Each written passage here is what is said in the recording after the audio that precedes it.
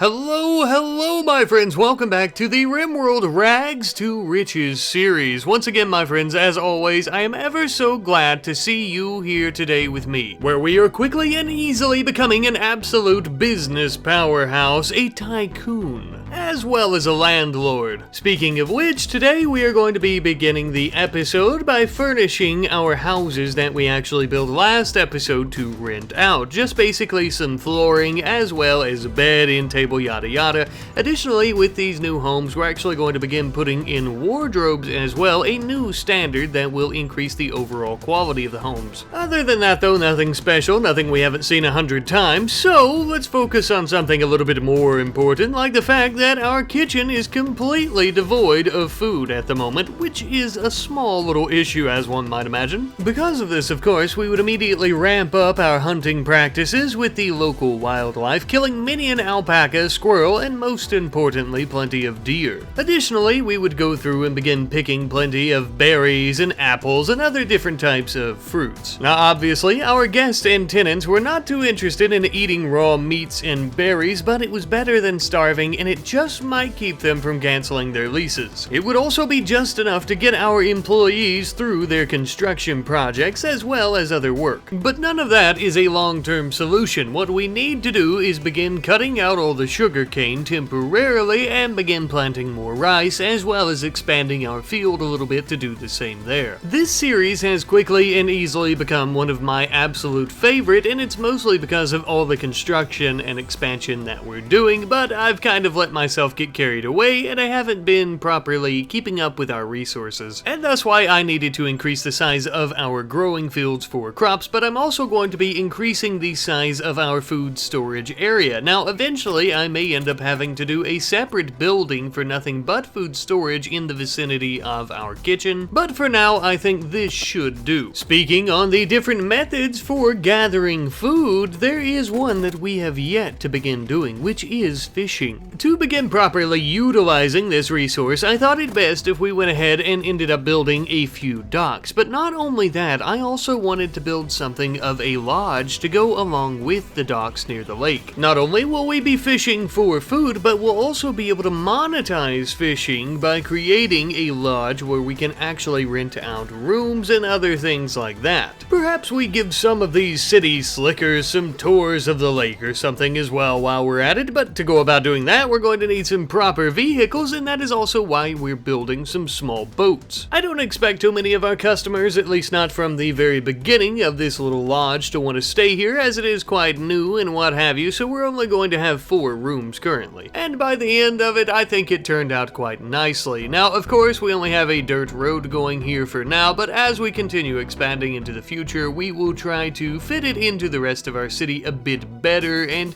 kind of transition it in. Now, you guys have been the ones suggesting that we do something with the lake and fishing for quite a while now, which I very much appreciate, though it does seem that many of you would also be interested in us doing this to do something of a sushi bar, or at the very least selling sushi to some of our customers, and thus why I have also added a mod which adds sushi.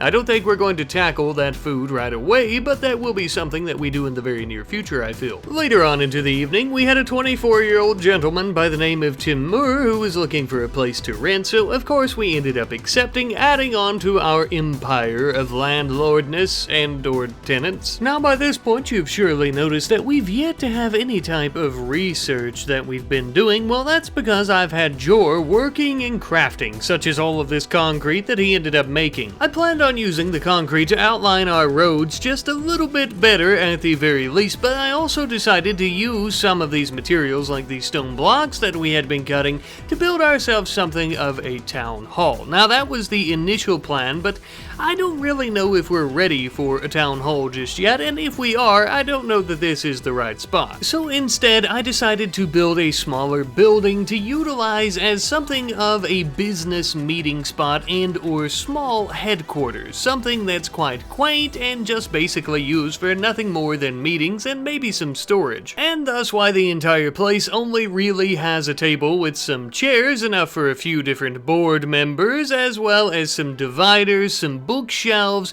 and most importantly, like we were talking about, some cardboard boxes and crates and other things that you may see in a storage room. I did want to try to beautify it as best I could given the limited space though, and thus I put some pretty fountains out front with the walkway. Now you may be asking yourself, Rat Daddy, where did you get those fountains and where did you get all the other decor for the storage facility and the boardroom? Well, my friends, look no further than the Alpha Props Parks and Gardens mod that has now been added to the mod list that adds a smorgasbord of different types of props that we can use throughout the entire city and all of our businesses. Now, not to worry if you're a bit of a stickler for realism just as I am, this mod doesn't just up and give you these props, though you don't actually have to expend any resources other than silver. You essentially purchase these items that you can use throughout the city. So I like to think that our employees are going out and purchasing them for us, such as these nice ATMs that literally go perfect in any business, but in particular in our gas station. Or perhaps these spices, pots, pans, a cleaver, and a cutting board that go absolutely perfect in our bar and grill kitchen. We'll continue decorating every which way as much as possible as we expand up until the point that my computer's CPU just can't handle it. Now then, we are in desperate need of some new resources as we've been expending quite a few of our own, so I've decided to send out a small caravan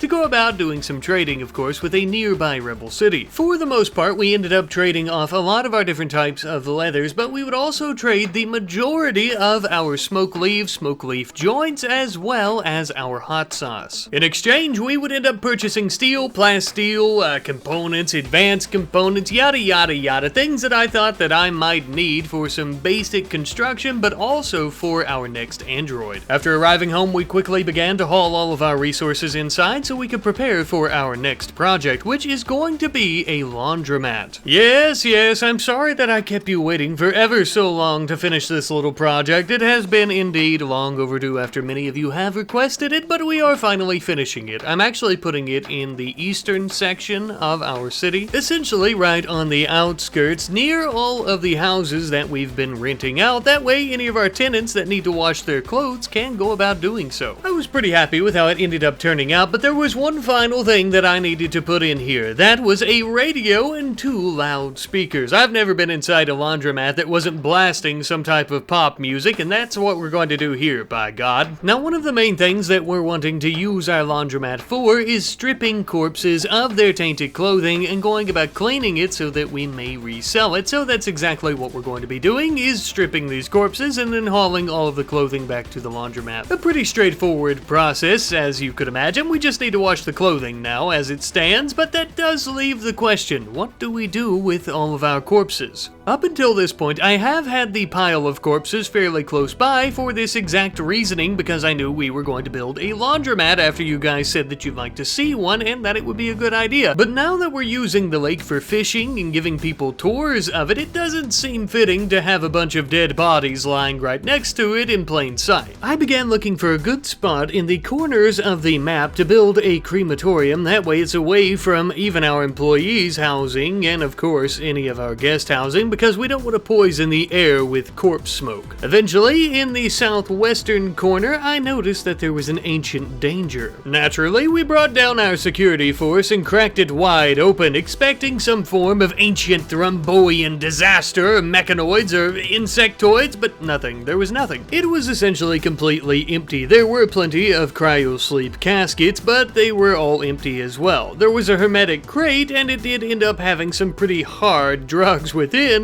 which should end up fetching a fair price. I will say that I'm quite thankful that this ancient danger was more ancient and no danger. Truth be told, it made it quite easy for us to convert it into a proper crematorium. We would have plenty of room for the corpses themselves, and I actually put a wood-fired generator in with the crematorium station here that we can burn bodies. That way it has its own power source, and this may not be as efficient as connecting it up with the city's power grid, but I don't care. We would then also end up having a nice young lady by the name of Prissy looking to rent yet another house out, and of course we accepted, adding on to our very long and getting longer list of tenants, which I am excited about. Something else I'm extremely excited about are the names that you wonderful folks provided for some of our vehicles and a few other things that I have requested last episode. First up, we have our ambulance, which is going to be named the Kidney Express, a splendid name provided by our friend Shur Zadabas Zaid 2525. I think it expresses an urgency, yet a little bit of silliness, just the right blend, eh? Next up, we have a name for our homemade soda brand, which is going to be the Really Awesome Tonic. But it would seem that most folks are going to be calling it the Rat Soda, a splendid name from our friend Lexi NC2VL. Thank you ever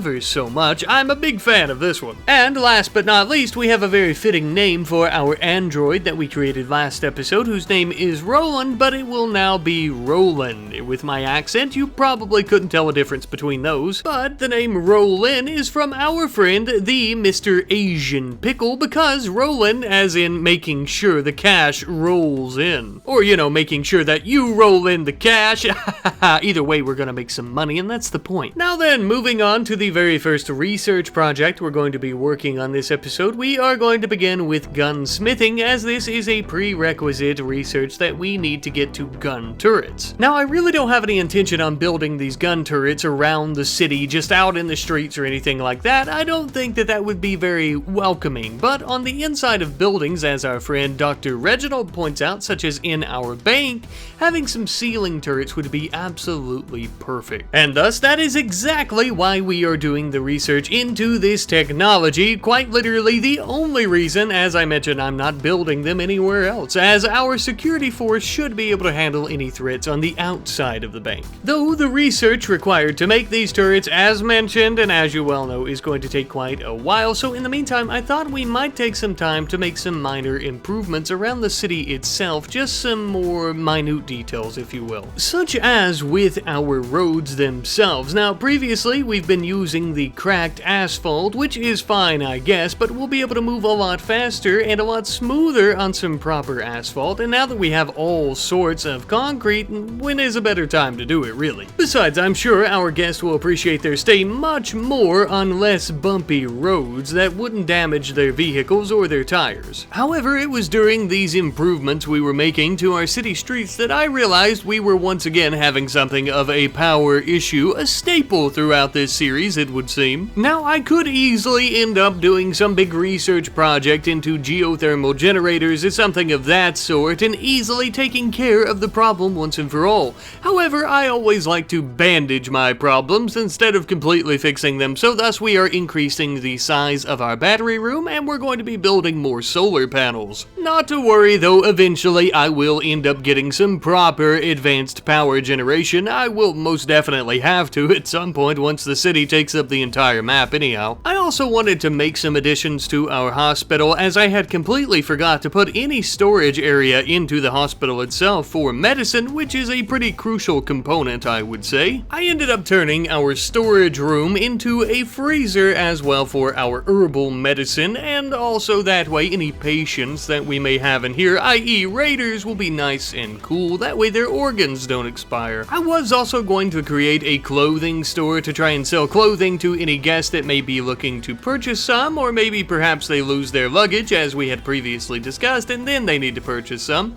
But I ended up just putting a register in the laundromat, as it kind of made sense that we would just do it all in one place, I think. But Rat Daddy, who in the name of the Lord is going to man this register, I hear you ask? Well, my friend, I'm glad you asked, because we are going to be creating yet another Tier 3 android. I introduce to you Robert, the finest addition to our sales team yet, other than Roland, of course. Yes, he and Roland are both a bit of glorified self-checkout machines, but they wear a suit and tie and they're very handsome. With his assistance, we should end up making plenty of money off raider clothing and, well, any other clothing that we may end up crafting. As we kill plenty of animals, we may start tailoring some shirts and what have you. Some time later, we were contacted by the governor of the RimWorld Marshal Service, who had recently rescued 2 of their very own soldiers, and they were asking that we keep them here for quite a bit of time until things die down just a little bit. In exchange, we would get 22 gold gold, and a cataphract helmet, so of course we accepted. Also real quick, for whatever reason, these quest lines always say that the leader is a she when the governor of the Marshal Service is a man who's actually named after one of our Discord members. Same situation we had with Lurkot last time. I just wanted to throw that in. I don't know why it happens. Regardless though, the two soldiers would end up arriving some odd hours later, and one of them happened to be a specialist. Something tells me that Jor is going to take great interest in these two, especially the specialist. Now of course we promised the governor that these two could stay here for free in exchange for the helmet and the gold, but nothing is ever really free, is it? So we put them to work cleaning our toilets and unclogging our drains. Of course though, if there were to be a threat that arises, their firearms would be quite handy as well. Speaking of which, I asked you guys last episode if you thought it would be a good idea for us to basically automate our defense force, as it seems that we're struggling to get actual colonists in here and we're mostly just getting guests. Obviously we don't want them fighting, and well, I introduced to you, my friends, Bradford, our very first tier 1 security bot, an official member of our city police force. Jor would end up giving him the mini turret backpack, making this android and his security duties to the city fully automated. I did read all of your comments about the security bots. A lot of you want me to go full security bot, and a lot of you want me to stay mostly security bot. I'm going to try to meet you guys somewhere in the middle, and as for right now, we'll kind of have a decent amount. I think we'll try to level it out with the amount of humans that we have as well, and we're only going to be building the tier 1 androids, as they're not exactly sentient beings, and they're more akin to the droids from Star Wars. The droids are not the best shot, but if you put enough of them in a line firing at the enemy, someone's going to hit. And it would seem that we've built him just in time, as it looks like we have a raid from the Outlands, though this does not appear to be your normal caravan of attackers. A gentleman in some makeshift high-tech military gear along with his entourage. This gentleman, my friends, is the dog, a fairly new and mediocre bounty hunter slash assassin from the Outlands. Essentially, you pay this gentleman a good bit of silver and he'll go out and take your target down and bring them back to you dead or alive, but 99% of the time, they're dead, not alive, of course. My guess is that he's coming here after the 2 Marshal Service soldiers that we've taken in, most likely for the specialist. The would-be assassin is indeed extremely dangerous, but luckily we're not going into this fight alone, as the 2 Marshal Service soldiers will be chipping in and earning their dues. We still need to play on the side of caution though. Even with numerous soldiers at our side, his anti-material rifle will go right through the specialist helmet like hot butter, let alone any of our other armor. Because of this, the armored plating on our highwayman, the Crown Vic, seemed as though it would be of particular use during this battle. We immediately parked it and began firing at our enemies. All the while, our soldiers would be able to take cover behind it, avoiding any bullets or any other damage, of course, and firing at them. Utilizing our vehicle in this way truly worked in our favor, for you see, since we outnumbered them, all we really had to do was wait them out as we got into a bit of a gunfight with them. After managing to take down his entourage, we would follow up behind the vehicle, eventually all of us getting out all at the same time and firing down upon him as one mighty force. And with that, the dog had been defeated. We could have finished him off, but I thought it might be best if we tend to his wounds, as we could really use someone of his skill set. And if he didn't want to join us, we could also use some of his vital parts, which just so happened to be what we decided to do with one of his fellow soldiers. Red here died on the battlefield. Wink, wink. We would end up taking the dog to our prison and putting him in a cell where we could begin the recruitment process, and as you can see, he already has quite the augmentations done to his body. His advanced sight, given his recon eye, paired with his 16 in shooting, is going to be absolutely amazing for our police force. As for Red here, like I mentioned, she died on the battlefield. No, you're probably sick thick of that, we're going to harvest her organs in this back room like we've been talking about for far too long. As for the third member of this little trio, whatever her name was, she truly was dead, but we were still going to strip her of her clothing as it would be quite useful. We would end up taking it to our laundromat where we could then begin cleaning it, of course, to put on sale or possibly maybe even given to our own members. Sure, it would fetch a fair price, but a lot of it is military style apparel, so I think it would be quite useful for us. Speaking of which, as is the gear that we stripped from Red as well as we were prepping her for her surgery. First, we'll begin by taking her right kidney, as it should be fine for her to survive without it, and it also will fetch a fair price. Now, she's still quite injured, so we'll have to give her some time to recover before we continue our surgical practice. As we were splitting open raiders and taking out all the good parts, we ended up having a 21-year-old lady looking for a place to rent, so of course, as you know, we accepted. By this point, I think I may stop mentioning every time this happens, as we're just going to continue getting more and more tenants. Our Crown Vic was extremely damaged from the battle, as the anti-material rifle barely was able to put any dents in the armor. It still dented the armor quite a bit, actually, so we had to fix it. While we were doing our mandatory repairs, Lewis and Lev would go out on a bit of a trade mission to the Republic of Libertas once more. Once again this time around, we ended up selling them plenty of leather, smoke leaf joints, and a few other things in exchange for some resources. We mostly just stocked back up on plasteel and components. Now, we would actually end up using the resources that we had bought, though, to build more Tier 1 androids. Let me get a big hell yeah in the comments for our two brand new security bots, Reese and Clark. Our two newest additions to the automated side of the police force. Lacking sentience and any sense of morality, these metallic marauders are going to help us out quite a bit. And perhaps one of the best parts, they are so much cheaper than our Tier 3 androids that are manning the shops. Now, since we're building a lot of these androids, we do need some proper places for them to recharge and replenish their batteries, so we ended up building some pods in the garage of the police station, as it felt like a very fitting place for them. And just like that, my friends, our robots are ready to patrol the streets and to keep the city safe and sound. 24 hours a day, 7 days a week, unless they're on charge, of course. After some time, Red was finally ready for her next operation. This time around, I think we'll be taking a lung. We had also finally recruited Tural into our ranks, one of the Thromboians from the Confederacy of Benya who had attacked us last episode. I'm not exactly positive where I'm going to place her just yet, the shops, cooking, or maybe even as part of the security force, but I would end up giving her 2 pistols and a knife. We had also finally finished our extensive research into automated gun turrets, now allowing us to create any different type of them, but in particular the one that we're most interested in, as we had mentioned earlier in the bank, are the ceiling turrets. These will surely come as a shock and surprise to any would-be bank robbers. Speaking of silver, we ended up having a bulk goods trader from the Republic of Libertas stopping in nearby, so of course we decided to do some trading with them. Now, they were willing to buy our lung and kidney, though they were quite interested in as to where we ended up getting these from, and we explained that our friend Red was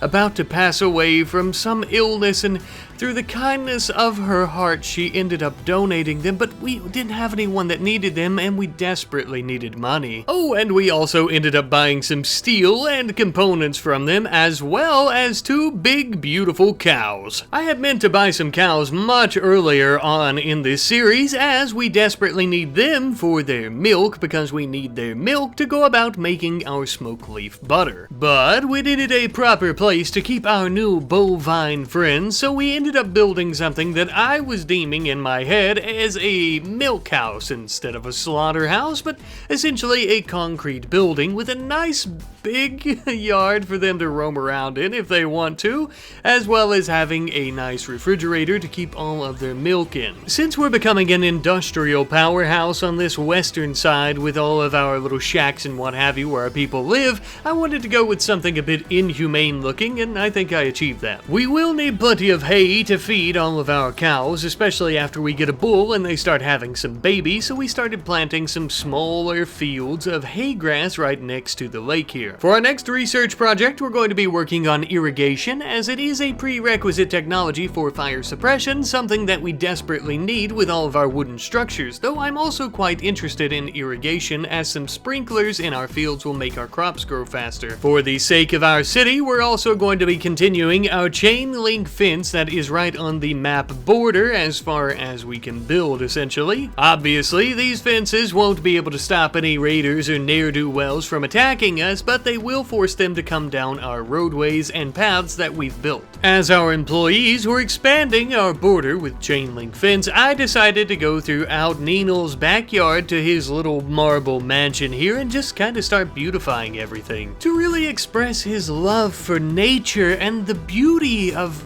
vegetation, but also to flaunt his wealth just a little bit. I also ended up using the props mod to swap out some of our old benches and tables around our restaurants and stores with some more proper benches that are also functional. And I would also end up doing more of the same in Ninel's house, his garage here, and everything in between. I also ended up adding a TV in for him as well, once again to flaunt wealth, but also really just to give him a better quality of life. Eventually, I think I'll end up expanding this house into a proper mansion, but for now, this will do. But my friends, I would very much like to thank you all ever so much for watching today's episode, and I would also like to thank you guys all for your name suggestions and for your suggestions just in general with mods and what you'd like to see added into the city. If you have any more of those, or if you haven't shared any, or even if you have and I haven't got around to them, please continue to do so, and I will check the comments section, and as we continue the series, I'll try to add in as many as I can. You know, within reason, obviously, of course. But once again, thank you guys for watching. I love you guys. I'll see you next time. Goodbye.